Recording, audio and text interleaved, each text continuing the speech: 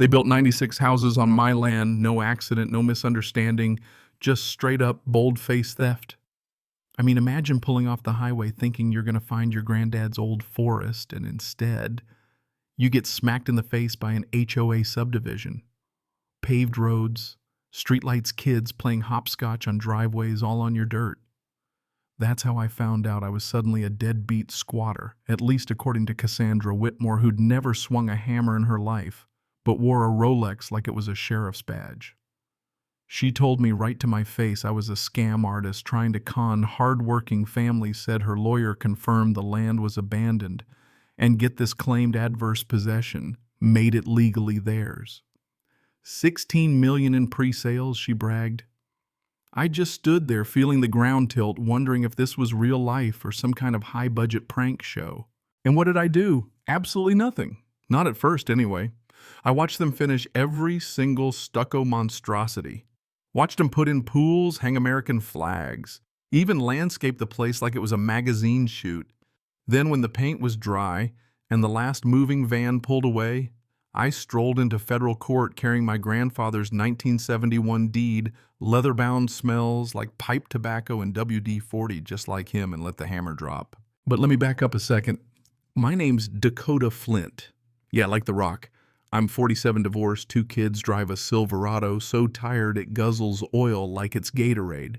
My one claim to fame, my granddad, William Flint, left me 47 acres of Colorado forest. He bought it in '71 for $8,200 cash. Old school Depression-era grit, kept every receipt, every tax slip in these ledgers that looked like they belonged in a museum. When he passed in 2019, he left me the land with a single note: don't let the bastards take what's yours.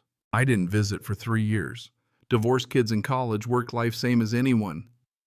But I paid those property taxes like clockwork. Every April, $6,400 a year, never laid all online.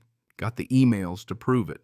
So August 2022, I finally drive up to scatter his ashes, pull off Highway 36 onto the fire road, and I swear my stomach just dropped out. Where the pines should be 96 beige houses, every single one stamped Ridgeline Heights, a Whitmore luxury community, gatehouse, security guard, stone entrance sign, the whole parade. Guy at the gate tells me residents only. I hold up my phone, show him the deed, and he laughs, says he's Elon Musk.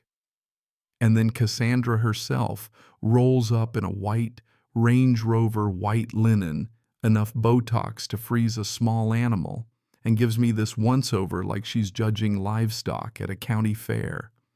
How charming, she says. If you're looking for construction work, we're not hiring. Lady, I own this land, I say. Oh, she smiles, pulling out her phone. Our title company checked, you're nobody. The land was abandoned for 3 years, so it's ours by Colorado adverse possession, section 3841-101. We sold every house families move in by Thanksgiving. Now, if you'll excuse me, I'll call Sheriff Mitchell. He likes us. We donate. Then she snaps a photo of my license plate. Just in case you vandalize, and leans in low. People like you don't win against people like us. You ever felt your blood go so cold you can hear it in your ears? That was me driving home, hands shaking. Grandpa's ledgers spread across my kitchen table like a murder mystery. I got mad, real mad. And then I got strategic. Monday morning, I called her lawyer, Brian Keir. His secretary offers me $15,000 if I sign a quit-claim deed by Friday. 15 grand for land worth $4 million. I told her to tell Mr. Keir I'd see him in court. I needed a real lawyer. My buddy Marcus up in Cheyenne said, call Lydia Chen. She'd once made a railroad company beg for mercy. I paid her $500 for a consult, sat in her old leather office while she flipped through my tax receipts every April, every year, all the way back to Grandpa's first payment in '71. Her mouth twitched. Adverse possession requires 18 years in tax payments by the squatter. You've paid the whole time. If you wanted, you could get an injunction stop construction now. She paused. But if you do, Cassandra declares bankruptcy and you spend 3 years in a court circus fighting with 96 angry families who did nothing wrong. Or Let them finish, then file for declaratory judgment. You'll own every house. The Whitmores will crawl to you or go to prison. Brutal, cold, logical, and exactly what I did. From then on, I became a ghost. Parked outside, took photos, logged every visit. Cassandra called the cops on me. Deputy Torres, young guy, hands shaking, tells me she says I'm harassing her. Check Boulder County records, I said. Parcel 5532408. I'm the owner. He just shrugs, says it's a civil matter. Translation: she donates. I don't. By Thanksgiving, families are moving in. Kids on scooters, pizza delivery, U-Hauls everywhere. And I'm the villain, at least in Cassandra's Facebook campaign. She posted my photo, my license plate, called me a predator stalking families. My daughter Emma called me crying, asked if I had been arrested. People crossed the street to avoid me. Someone spray-painted pervert on my garage. I filed police reports, documented every threat. My lawyer said do nothing. Let them hang themselves. So I did. The more they attacked, the deeper they dug. Meanwhile, Lydia's team traced the Whitmore's business Delaware shell companies, secret financing a husband with a record of fraud settlements. Turns out their title company never proved the adverse possession. They just started selling lots, counting on chaos to cover their tracks. Lydia found a smoking gun email thanks to a whistleblower. Preston Whitmore, Cassandra's husband, wrote Flint's paid taxes since 2019. Adverse possession won't hold. But if we move fast, sell lots, Flint can't afford the fight. Worst case, bankruptcy. This wasn't a mistake. It was a con. When we finally got to court, Judge Ramirez was all business. No patience for Cassandra's lawyer's nonsense.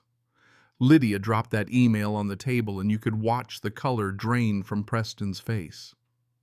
The judge denied their motion to dismiss, issued a restraining order on all sales, and warned Cassandra, one more anonymous tip, one more Facebook post, you're in contempt. Cassandra looked like she'd just swallowed a cactus. But it didn't end there. The Whitmores hit back fake code enforcement complaints, IRS audits, even hired a PI to harass my son at work. I kept my head down, mapped everything, prepped witnesses, code enforcement, the deputy, even homeowners who'd been tricked. Local news got wind of it. Channel 9's Patricia Hughes came to my house, filmed the ledgers. The deed told the story of a family legacy nearly lost to greed. Day of the trial, the courthouse was packed. Half the neighborhood came terrified of losing their homes. Lydia's opening statement was thunder. She put up the email, laid out the fraud, then entered my grandpa's ledgers into evidence, 50 years of handwritten notes, proof nobody could fake. The Whitmore's own title company folded on the stand, admitted to a $45,000 bribe. Cassandra took the fifth. Preston sweated through his shirt, tripped over his own lies. Judge Ramirez's ruling came the next morning, 18 pages, but the first paragraph said it all. The defendants engaged in a calculated scheme to defraud Dakota Flint through false claims and bribery. Such conduct will not be tolerated. I got full title, $4.2 million in damages, and they sent the whole thing to the U.S. attorney for criminal charges. The Whitmores lost everything. Range Rover, Aspen House, jewelry auctioned off to pay their debts. Preston got indicted. Cassandra's banned from real estate for life. Their lawyer quit in disgrace. But what about the family's law said? I could evict every one of them, sell the houses, pocket $16 million. But that's not what Grandpa would have done. So I called a meeting, told them, you keep your homes. I'm transferring them to a nonprofit community trust. Pay what you owe, no more, no interest. The rest funds scholarships and upkeep. That's the legacy. That's justice. These days I kept 5 acres for myself. Built a cabin under the old-growth pines, the ones Grandpa refused to cut. Emma comes up with her boyfriend, a law student, of course. Tyler brings his friends for cookouts. Even my ex-wife dropped by and said she was proud of me. Patricia Hughes's follow-up story won her a 3rd Emmy. Sarah Chin's daughter drew me a picture stick figure with a deed, stuck it on my fridge with a Colorado magnet. So let me ask you, ever had someone try to steamroll? You steal what's yours. Just because they had the money, the lawyers, the nerve. Drop your story below. Let's build a library how regular folks beat the system. And if you believe in justice and fighting for what's right, hit subscribe. I've got more stories. Next week, City Council denied my business permit, so I found the bylaw that made me untouchable. See you then. And hey, keep your receipts. Every single one. You never know when they'll save your life.